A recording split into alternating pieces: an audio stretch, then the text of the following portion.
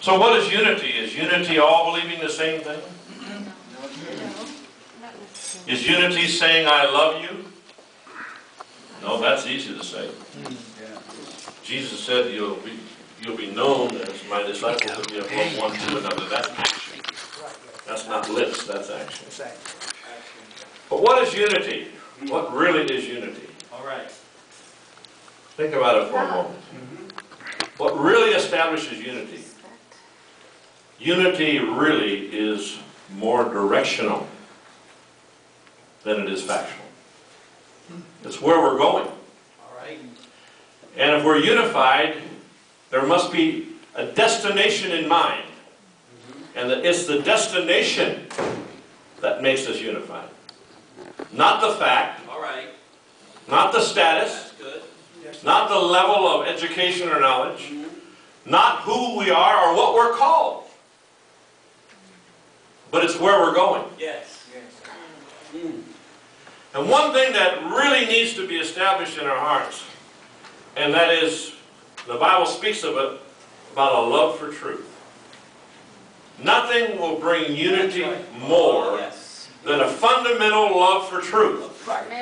Whether you're talking about doctrine, whether you're talking about families, whatever it might be that you're talking about, truth, what is truth? Truth is fact. It's proven. It's road tested. Yeah. That's right. It's not theory. No, it's proven. It's something that has been proven Yes, sir. over and over and over and over again. One thing I've always admired about the space program, we could take a real example by looking at them. And they are constantly, they search for flaws. Some of them find them, but, you know, through disaster. But they are not willing to let a flaw continue and exist. Because they know that the future of the program, the future of the safety of those that are going to fly those machines, depends upon them removing and getting rid of flaws. If the church, if God's people could get that kind of an attitude and say, we're going to get rid of the flaws. We're headed to a destiny. We have a world that we're headed to. Yeah. Look, I can almost get to preaching right now. Where are we going? Where are we going? Are we trying to promote our agenda? What is iniquity? Iniquity is fulfilling an agenda other than God's agenda for your life. It may be your mom's agenda, your dad's agenda, your church's agenda, your religion's agenda. But it's still iniquity. Wow. If it is not God's agenda. I hear you. I hear you. Good stuff. Good definition for sin. Back in the early 70s, I was the fellowship meeting chairman for East Texas. And I was responsible for all the meetings and putting them together and the planning of them and also all that kind of stuff. And we had a fellowship meeting in Price, Texas. Packed out church.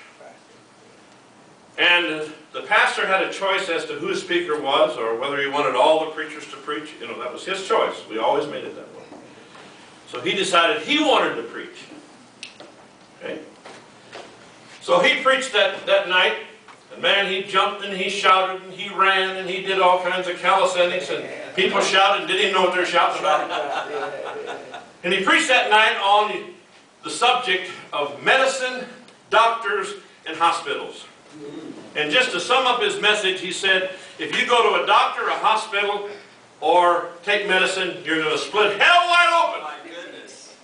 Oh, goodness. So afterwards, come up here. Afterwards, he came up to me and he put his arm around my neck like this, and he said, didn't I do a good job? And I looked over at him and I said, that's the biggest mess I ever heard in my life.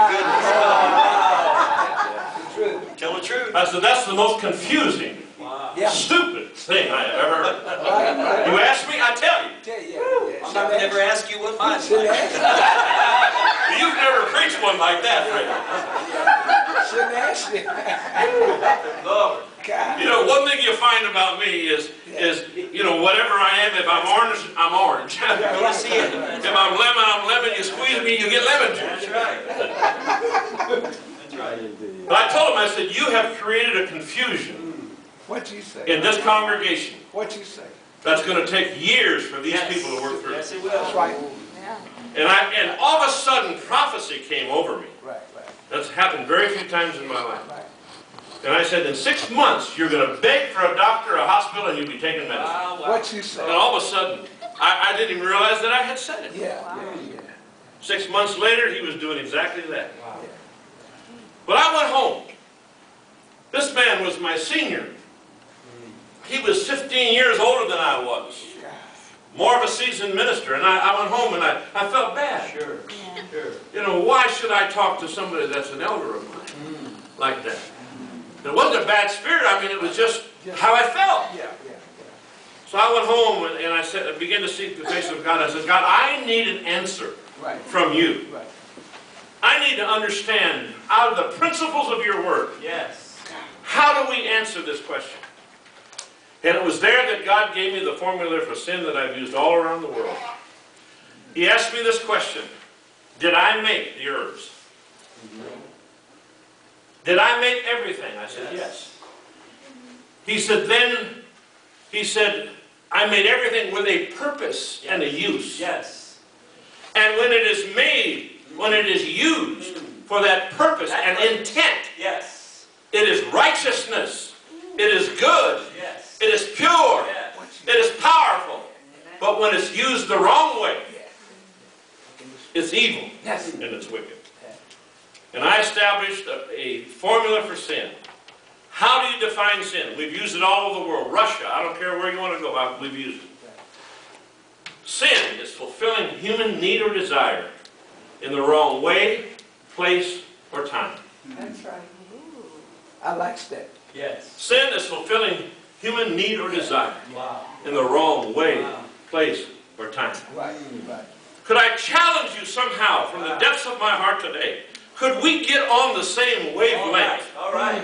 Could we become more than an ACLC? Yes. Uh-huh. Yes. But could we become unified, not by an organization, All right. That's good. not by a man, Right. not by a leader, Right. but by a desire Hallelujah. to learn the truth, Right, right. to pay the price, Yes. Right. because it's the truth It's the truth. that will set us free. Praise God. What you Yes, sir. When you learn the truth of something, the searching stops. That's it.